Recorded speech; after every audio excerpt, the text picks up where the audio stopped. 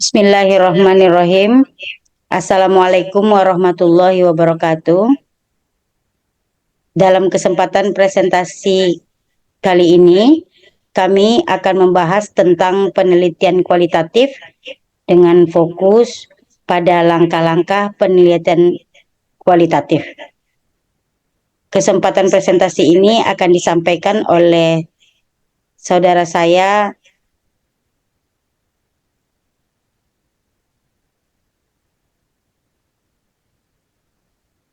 Muhammad Raihatul Jannah dan saya sendiri Syahri Nuriski. Yang kami hormati dosen pengampu mata kuliah metodologi penelitian Ibu Profesor Dr. Hasna Faizah ARM Hum, dosen pengampu mata kuliah metodologi penelitian Prodi Perencanaan Wilayah dan Pedesaan.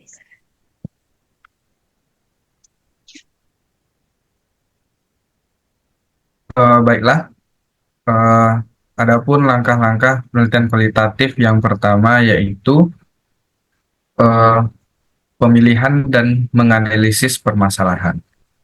Sebelum kita menetapkan permasalahan, kita melakukan pemilihan terlebih dahulu apa yang ingin kita teliti.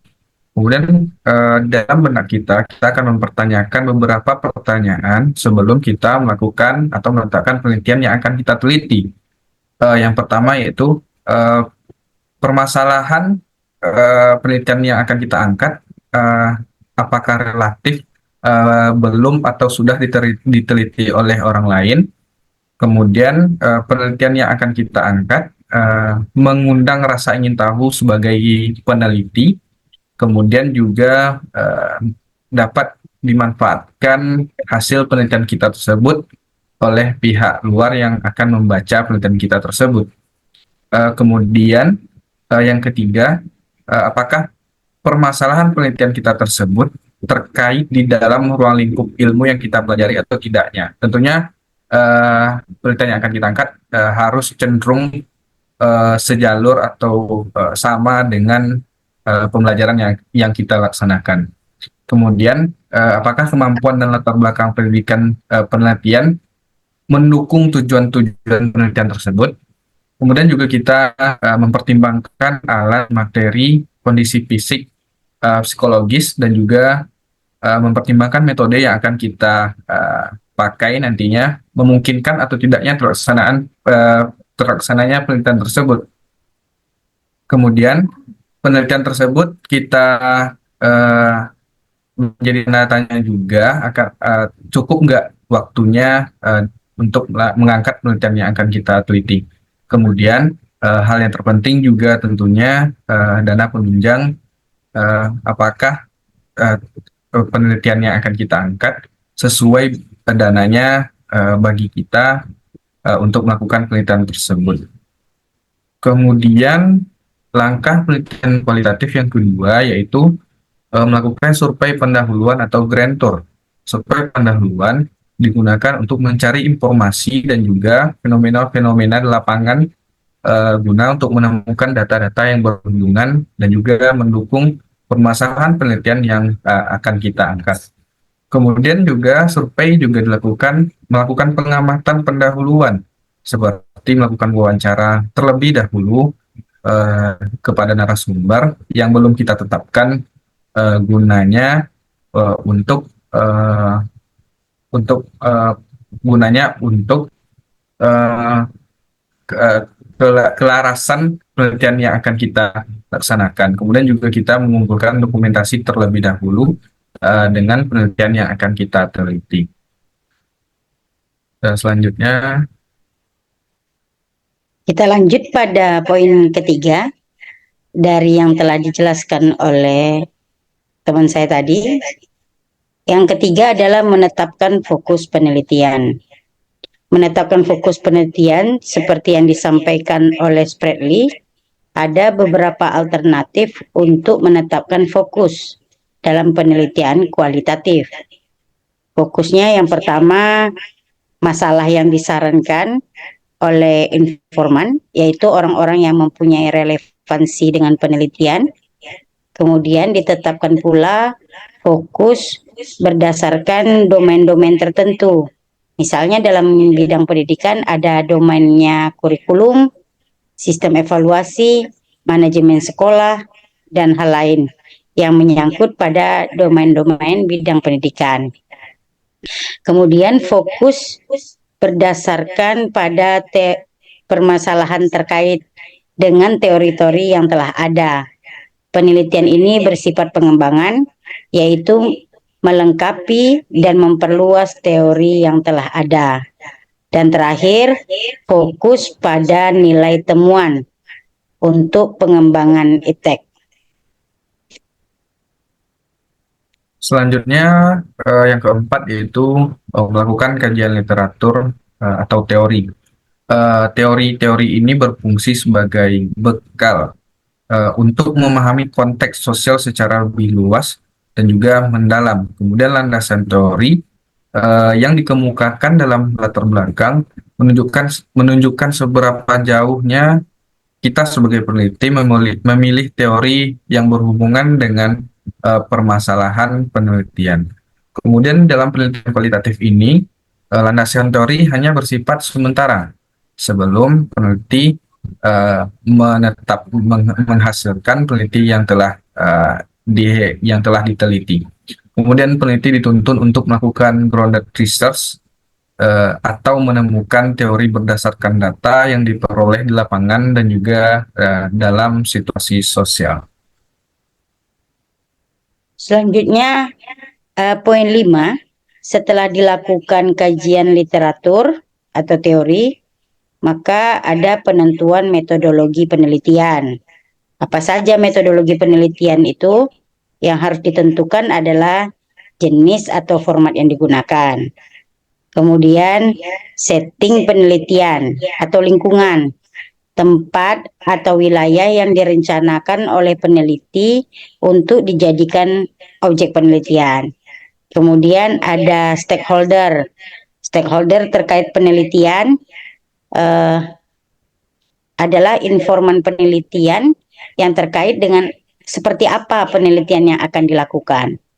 Teknik-tekniknya ada teknik pengumpulan data, teknik analisis data, dan teknik keabsahan data. Kemudian yang keenam yaitu langkah penelitian yang keenam, pengumpulan data penelitian dengan teknik pengumpulan data. Hal yang pertama yaitu melakukan pengamatan langsung dan juga observasi mengenai keadaan suasana, peristiwa, dan juga fenomena yang berhubungan dengan permasalahan yang akan kita angkat. Kemudian melakukan wawancara. Wawancara di sini terbagi 3, wawancara terstruktur, yaitu wawancara yang mana penelitinya telah mengetahui dahulu informasi yang ingin diperoleh dari wawancara tersebut. Kemudian yang kedua ada wawancara semi terstruktur, merupakan wawancara yang mana penelitinya telah mengetahui dan menetapkan terlebih dahulu informasi atau jawaban yang ingin diperoleh dari narasumber. Kemudian di dalam wawancara semi terstruktur ini tidak menutup kemungkinan narasumber untuk menyampaikan hal-hal baru yang tidak jawabannya yang tidak jauh dari informasi-informasi yang ingin kita peroleh. Kemudian yang ketiga yaitu ada wawancara tidak terstruktur. Wawancara ini yaitu prosesnya dilakukan secara bebas, yang mana peneliti dan juga narasumber melakukan wawancara dengan berbicara seperti biasanya, namun tersusun secara sistematis. Kemudian pengumpulan data penelitian yang terakhir yaitu melakukan dokumentasi. Dokumentasi ini sebagai sumber data penelitian secara nyata bahwa kita melaksanakan penelitian di tempat tersebut. Lanjut ke langkah berikutnya. Setelah data terkumpul, kita masuk dalam tahap pengolahan data dan penafsiran data atau sering disebut analisis data. Seperti apa cara-caranya? Kelompokkan data-data yang bertujuan untuk membentuk pola yang lebih besar sesuai dengan arah tujuan penelitian.